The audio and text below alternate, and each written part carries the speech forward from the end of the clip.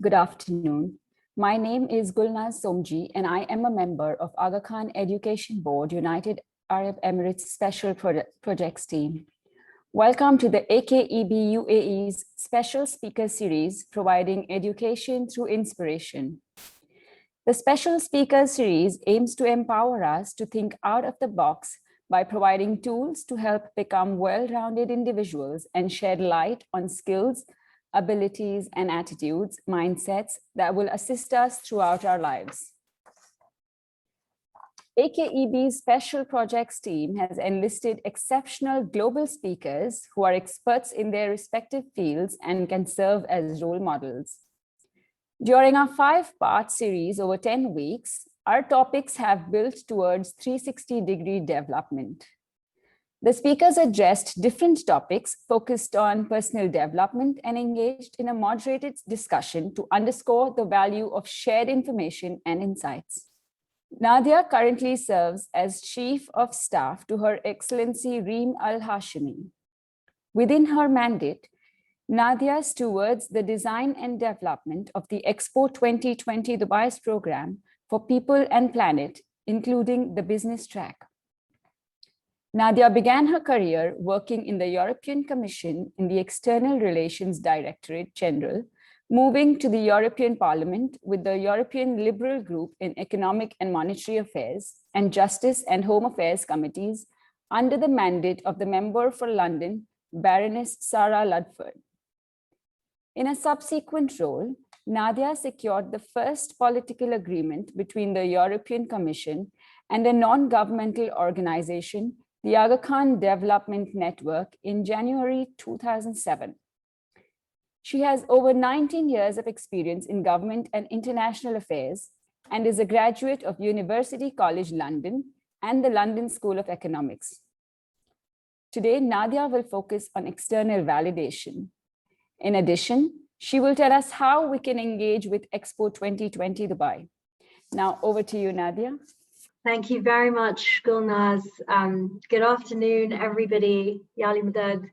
First of all, a very big thank you to the Aga Khan Education Board, to Sajida and her entire team for the opportunity to speak to you a little bit.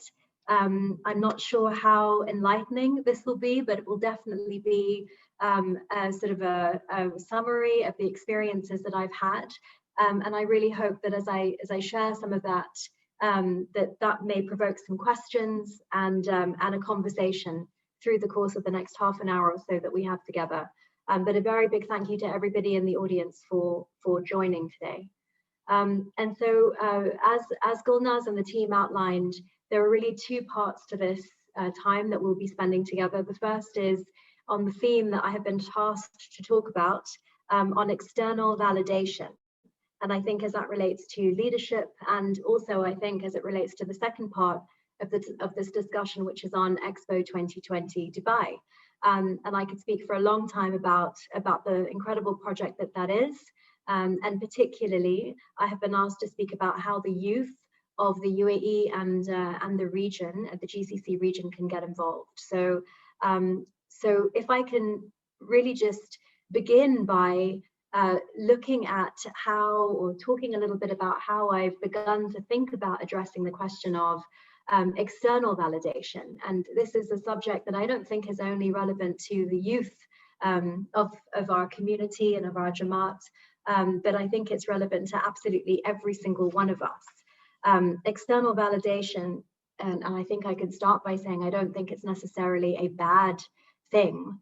It is not something that we should shy away from, and it is not something that that we should be afraid of.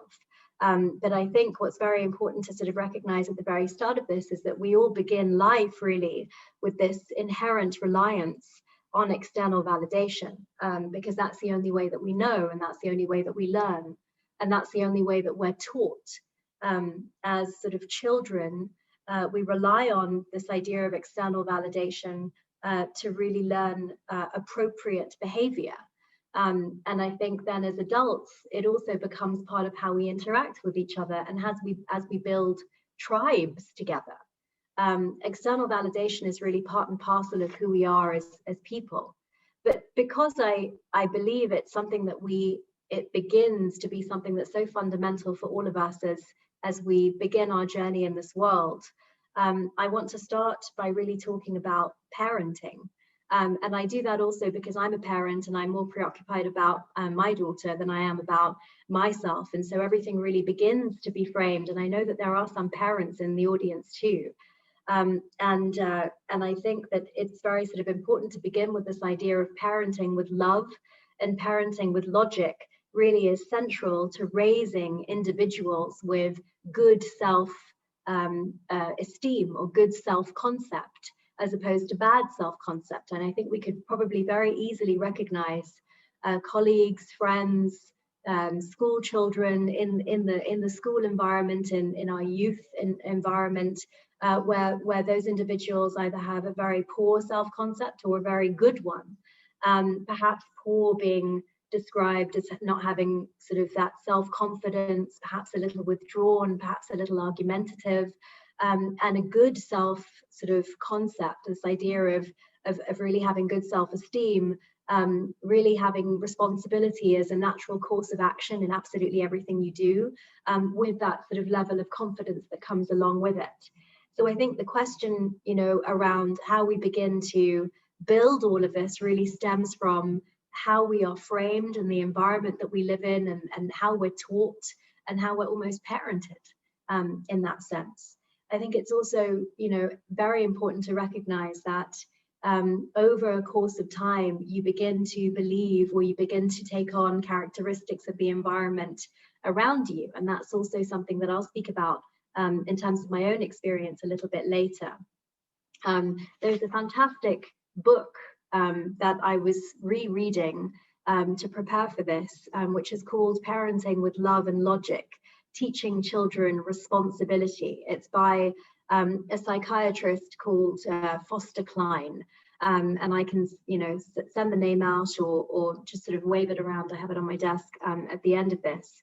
But I think it's very important for sort of us it's a really good read for individuals who are, every single one of us on this call, whether we're parents or not, even just general adults, sort of beginning to understand how you begin to build that inner self-resilience, which then begins to be that strength upon which you can build out towards this sort of idea of being able to look inwards instead of looking outwards for this self-validation almost.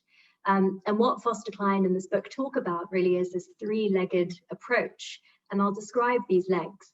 The first they talk about is really being able to recognize and deeply recognize that you are loved by the magic people in your life, meaning that you recognize that there are absolutely no strings attached to this relationship, meaning that you cannot really understanding that the individual believes that they can't really get better unless we prove to them, or we prove to each other, that they are good enough the way that they are.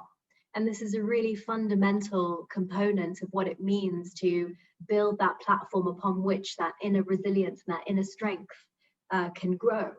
The second sort of pillar is being able to say out loud and very, very liberally and strongly, I have the skills to make it.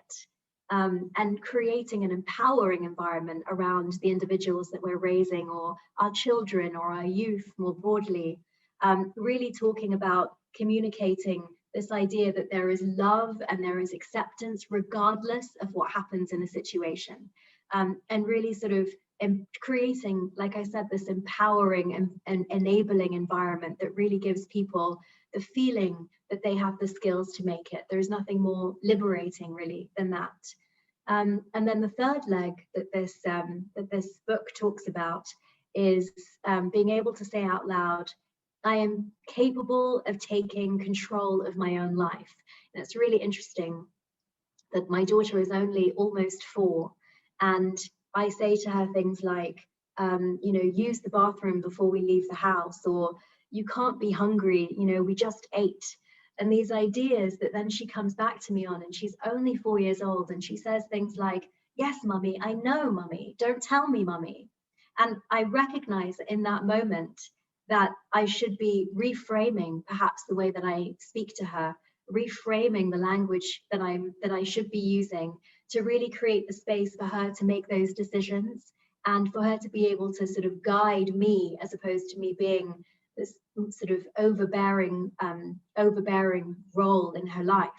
And I think it's very important that as we begin to think about what the baseline looks like for creating the strength in the individual, these three areas of being able to really understand that you're loved by absolutely everybody who's magic in your life, that you have the skills to make it, and that you're capable of taking control, really are three very fundamental tools in the toolkit that we're trying to build throughout our lives.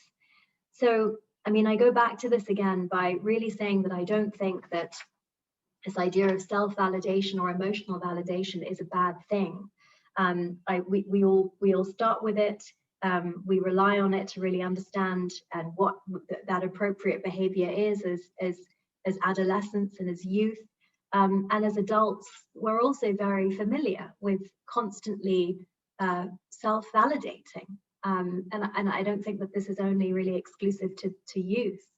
But I think as you get older and perhaps a little bit wiser and perhaps a little bit more experienced, you realize that it really is all about being in the balance of things, and that it's really important to know when to take this or when to adopt this sort of healthy, constructive feedback without really relying on others for this sense of self-worth.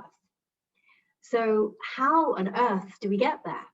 And what are the things that we need to do or to remember or to reflect on as we begin to build this inner resilience? And the question that has been posed today, how do you begin to sort of really rely on inner strength rather than this sort of external validation?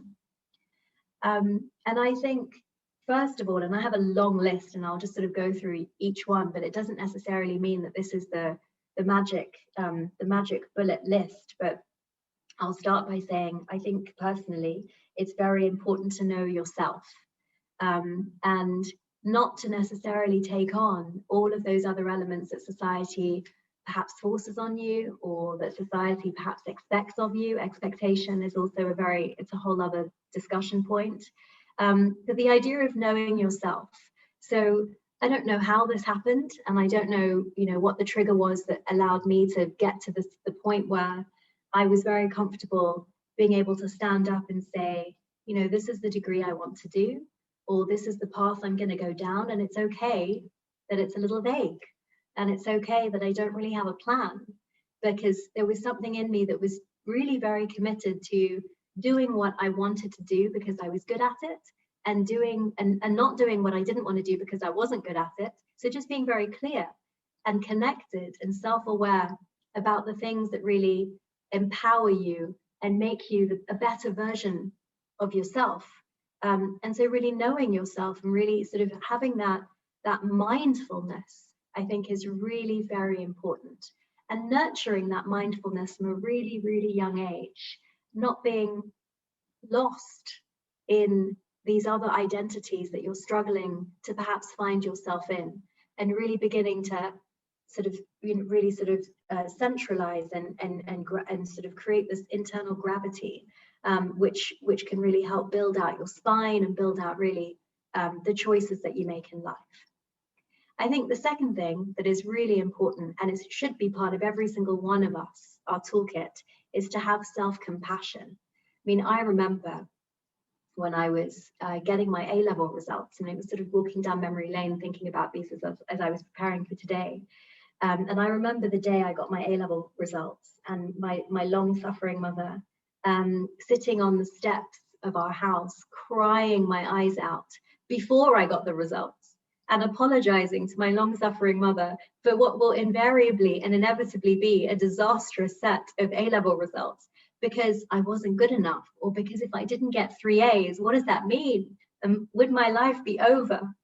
And I think kind of this is just one of a many sort of long list of examples of where I didn't demonstrate any self-compassion whatsoever, the sort of self-flagellation constantly of must do better, must strive to be better. And yes, you must, and you must strive for those 3 A's, and it must be, the target that you set yourself. But it doesn't mean that your life is over if you don't get it. And it doesn't mean that you still won't be a success. And it doesn't mean that you won't be happy. And it doesn't mean all of those things that make up who we are as individuals. One of the questions that Sajida and the team asked me was around sort of social media and the dependency on social media.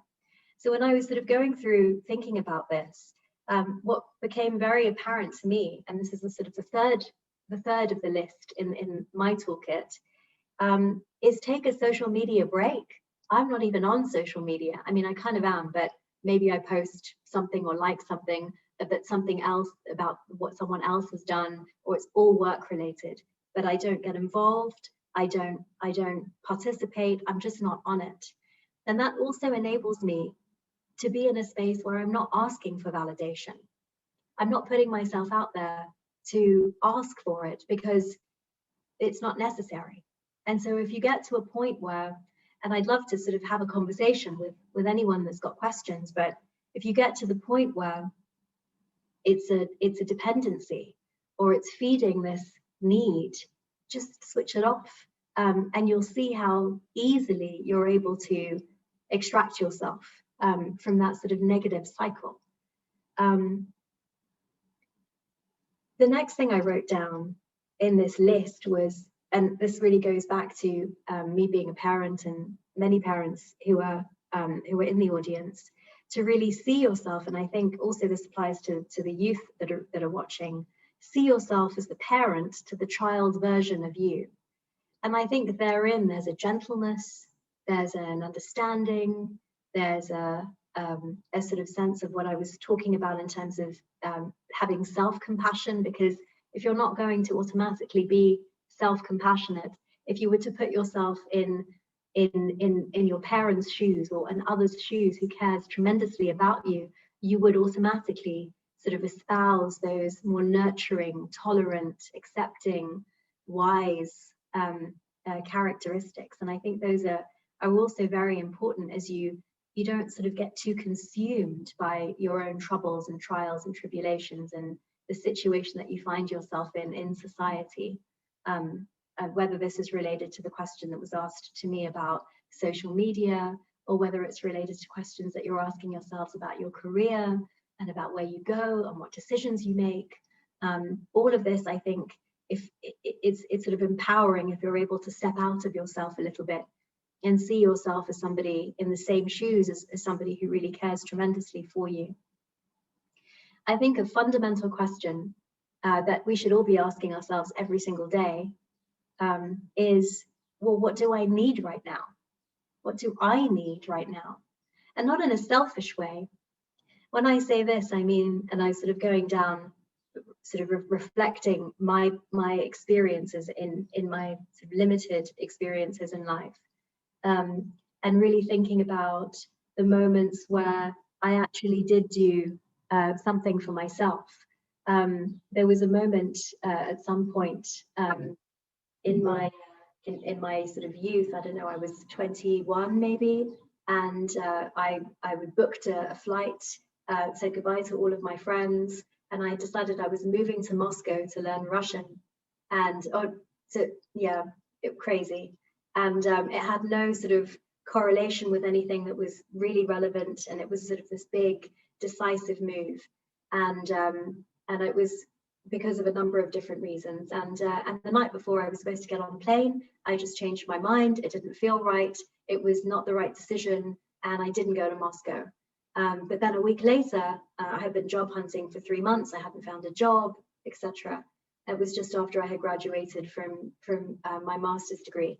And that a couple of days later, I got the job of my dreams, and I moved to Brussels the following week. One of the things that I did at a point in time was I quit my job without having another one to go to. But without having the other one to go to, it gave me the bandwidth and the space to come to Dubai and find the job that I'm currently sort of kind of in. And so sort of asking yourself, what do you need right now? And making these big and bold decisions, they're not always necessarily a bad thing. And so that I think is a really important lesson that I have learned myself, whether that's helpful to you and it's something that you can apply or sort of see and resonates with you is hopefully something I hope that you do, that resonates with you. One of the other things that I do very often, and this is part of what I have learned, less part of my character, is over communicate. And I actually say, and this is very much part of the characteristic of the relationship I have with my boss, with Her Excellency, is I actually say, Your Excellency, right now, I'm going to over communicate, because I don't think there is anything that can be lost from over communicating. I think it's also very important to be in a situation where you're that you have the opportunity to fully explain and fully articulate your intentions, to fully explain and over communicate a situation that may be challenging, and to really walk through a situation that you face, or a challenge that you face. And I think that has only strengthened the relationship that I have with her.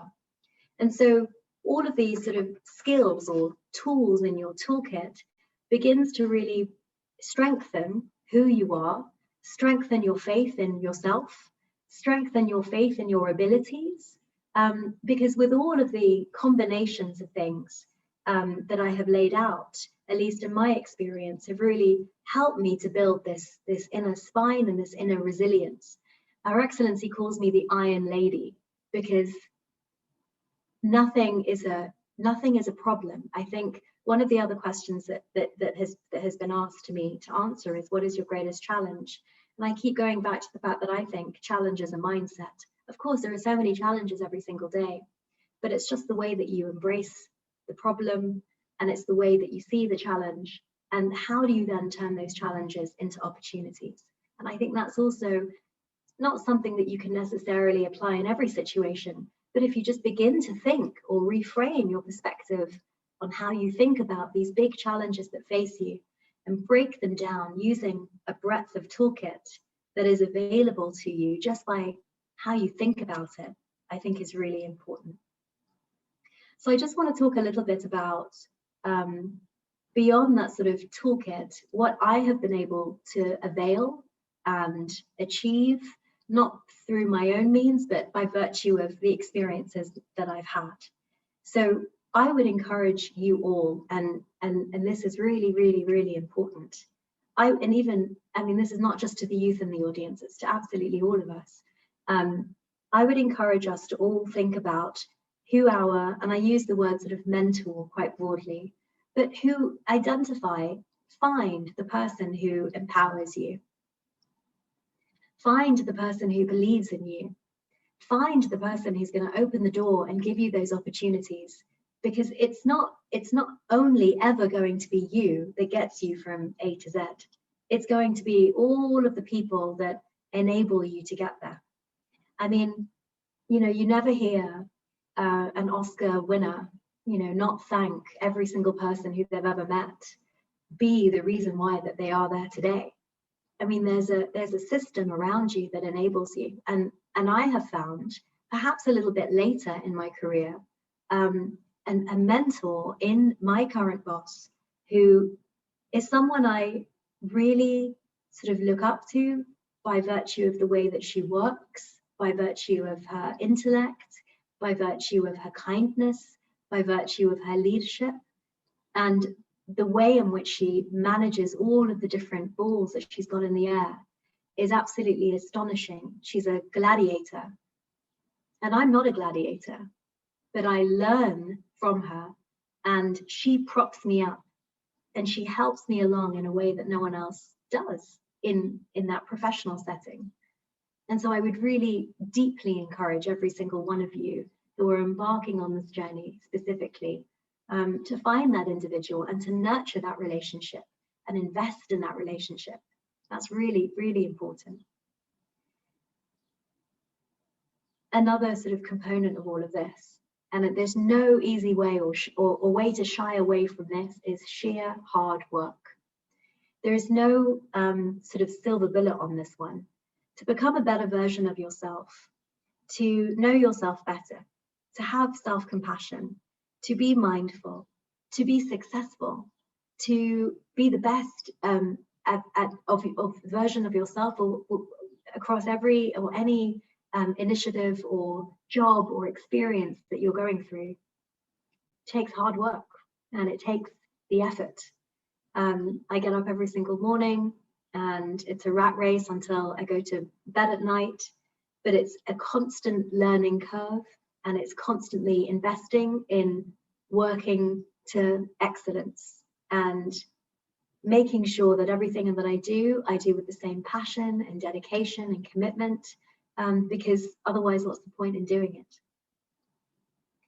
And then one of the other things that has really kept me, and then I'll sort of move on to Expo now in a minute, but one of the other things that has really kept me and my inner strength and my ability to really self-validate from within has been the context in which we are very lucky to live, which is our community.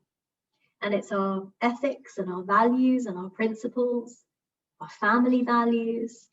It's understanding and leveraging and learning from the environment that we are so blessed to have, that not many people do.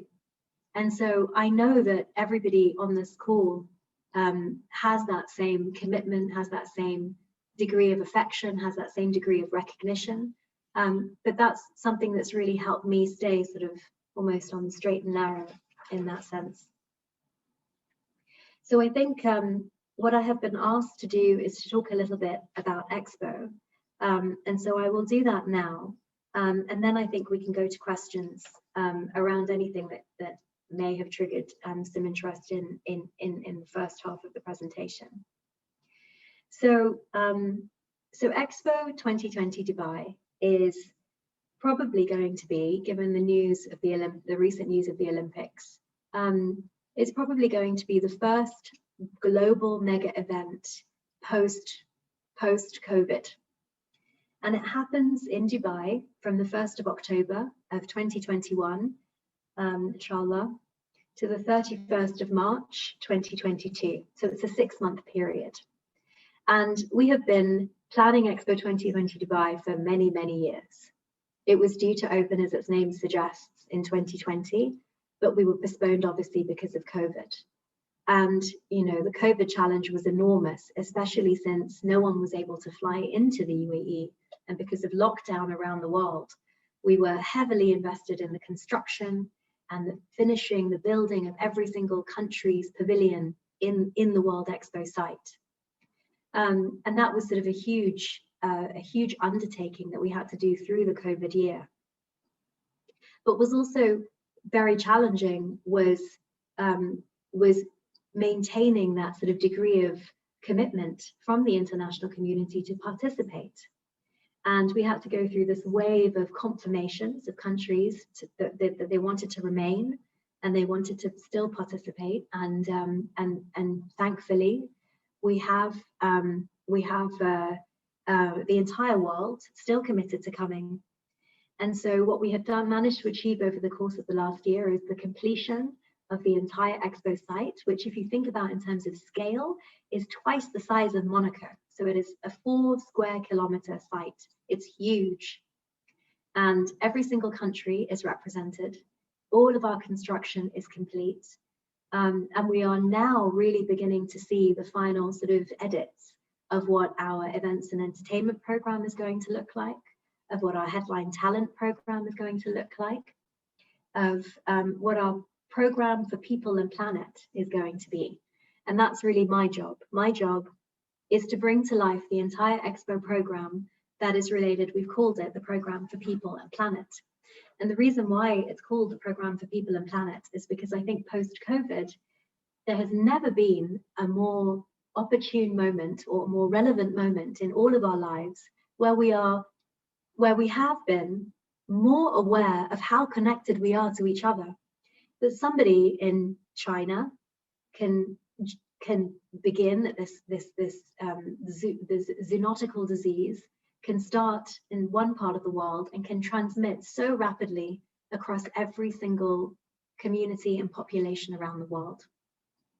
So this idea of how connected we are in terms of people and where we live in terms of the health of our planet and how we all coexist with each other, how the animal kingdom coexists with the human with our kingdom, with how we interact with the oceans and our atmosphere, and how we're managing and mitigating climate change, and how water issues are such a tangible problem in this part of the world particularly, begins to be all of the subject areas that we're going to be discussing with the international community at the Expo. And so within the program for People and Planet, we have a cultural track, which really looks at how we can build bridges between communities and across cultures around the world. We have some incredible program that we're building out under the cultural track. One of which is a program called Dignified Storytelling that we're doing with the Ministry of Foreign Affairs and Dubai Cares. And the program really looks at how the media and those who are responsible for talking about issues in the media do it with more human dignity and do it with more responsibility in a dignified way. So that's just an example of what we're doing in the cultural track. Then we have the sort of social track, which talks about leaving no one behind, which is, if you're familiar with the Sustainable Development Goals, really wrapped around ensuring that we leave no one behind by the 2030 agenda that the world has signed up to. And so within this sort of entire approach, there is a series of events and programs and discussions that will really look at how we begin to make sure that all of the opportunities that are available in the world are available to all equally, and that there is this level playing field for those that have versus those that have not. And what you may know about what COVID has done is that it has widened the divide between the haves and the have-nots. The haves, the small portion, have got even stronger, healthier, richer, and the have-nots have got poorer and don't necessarily have access in the way that we do. And so the idea of really bridging that divide and looking at issues and forging partnerships and building connections between visitors and countries and businesses, every single stakeholder that is interested in issues, sort of more social issues, would really be interested in that social track. And then we have a program, a track, which is on the environment, which is really called Living in Balance. And the idea here is to really talk about, I mean, at Expo, we have a partnership with the Zoological Society of London, with Jane Goodall, the lady who lived in Tanzania and championed she worked with gorillas for a long time and champions environmental preservation. We are a founding member of the Earthshot Prize, which was the prize that was created by Prince William, and you may have seen some footage around this with David Attenborough. So Expo is part of that effort. And the idea of really creating this environmental awareness is so critical, especially given COVID again, and especially given the fact that COVID is a zoonotical disease. And we expect more and more of them because we're living in such proximity with the animal kingdom. And so the environment becomes our third pillar. And the fourth pillar of our program for People and Planet is on business.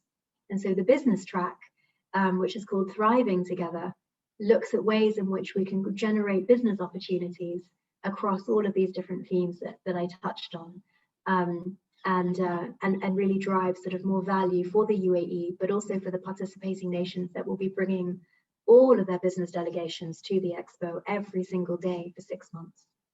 And then we have a fifth and final pillar, which is on the UAE Vision 2071, because this year we are celebrating the 50th anniversary, or the Golden Jubilee, of the United Arab Emirates. And what better way than to invite the entire world to celebrate with you? And so what this program does is it begins to be the beginnings of how the world will celebrate the UAE's 50th, but what the UAE will do with the world to build out the next 50 years of its own development. And so this is really the program for People and Planet. Now, there's a big call to action here around how can you get involved? How can youth get involved? What are the kind of ways in which beyond just showing up and attending the expo, you can really be part of it. Well, you've got sort of one last call for the volunteer core. The registration of the volunteer core closes on March the 31st. So please, please, please go to the website. I will do a big call out, expo2020dubai.ae. Go to the website and register. Register as a volunteer. And what would then happen is that you would be, based on your skill set, based on your interest, based on your age group, based on your availability, you'd be matched up with different teams within the expo, whether it be food and beverage and events and entertainment, some of the more substantive components of what I just discussed, so perhaps sort of being around or working with me actually as volunteers on the delivery of the program for People and Planet, and really being informed members of that wider volunteer core who would be trained and who would be really engaged as part of the team. And then beyond March the 31st, we are still open unofficially. On the site is open for a visit to our Terra Pavilion. And our Terra Pavilion is our sustainability pavilion that is, we've opened it, it's been open for maybe about 2 months now, and it closes on April the 10th. So if you haven't been and you live in the UAE and you live in Dubai and you want to go, you've got until April the 10th to do it. It's a phenomenal experience that takes you under the water, under the ocean, and under the forest. And it will really give you an incredible sense of what it is that we're trying to achieve with this expo. The reason why Terra is so interesting is because we have built it for youth and for children in mind. And so the entire experience has been designed for youth and for children. And in legacy, when the entire expo is over, it will remain as a children's science exploratorium. And so when you go through the experience, you see and you feel how we've really tried to place youth and the idea of being agents of change and making good decisions and good choices for people and for planet really at the heart of the expo. And what you'll also see is a whole suite of all other countries and the pavilions of the other countries coming to life. What was really interesting also about the Tony Robbins film that you showed at the beginning was about the Mars mission. Really takes me to one of the other pavilions, which is not open before Expo, but is something that you may be interested in knowing about, which is our mobility pavilion. And our mobility pavilion is called Aleph, which is the Arabic letter in the Arabic alphabet, because of the idea that the mobility pavilion talks about the role of the Arab world in human progress over time. And so it begins in sort of 9th century Baghdad, and it takes you right the way through to the Mars mission. And so these are the sorts of experiences that we've tried to bring to life that really sort of are grounded in the role of the UAE, the role of the Arab world, and the influence that the Arab world has had on the rest of the world, but whilst also driving forward towards the next 50 years. Thank you so much, Nadia, for the inspiring thoughts on navigating between our need for external validation and the importance of belief in self, and for the insights into Expo 2020 Dubai and how we can be engaged.